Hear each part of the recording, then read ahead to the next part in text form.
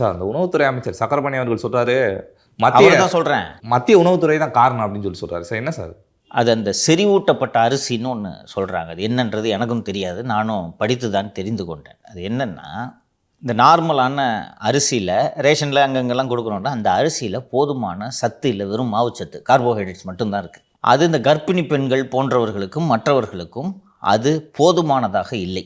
அதனால் அதில் தேவையான புரதச்சத்து, ஃபாலிக் ஆசிட், குறிப்பாக இந்த கர்ப்பிணி பெண்களுக்கு தேவையான விஷயம் இதை இரும்பு சத்து இதை எல்லாத்தையும் மாவாக செஞ்சு அந்த மாவை அரிசியாக்கி 100 கிலோவுக்கு 1 கிலோ அரிசியை கலக்குறாங்க. அதுதான் செறிவூட்டப்பட்ட அரிசி. இந்த ரேஷன் கடைகளில் வாங்குற அரிசியை பார்த்தாலே ஒரு அரிசி மட்டும் வித்தியாசமா வெள்ளை வெள்ளை கலர்ல இருக்கும். அது எல்லாமே செறிவூட்டப்பட்ட அரிசி. இதுதான் ஃபாலிக் ஆசிட், விட்டமின் B12 இதெல்லாம் சேர்த்து அரிசியாக்கி 100 கிலோ அரிசியில் 1 கிலோ அரிசி கலந்துடுறாங்க.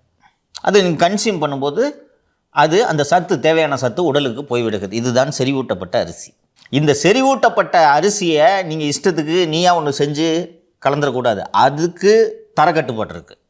அந்த அரிசி சரியான அரிசியாக இருக்கிறதா இல்லையா என்பதை மத்திய அரசின் பரிசோதனை கூடத்திலிருந்து பரிசோதித்து அனுமதி தர வேண்டும்.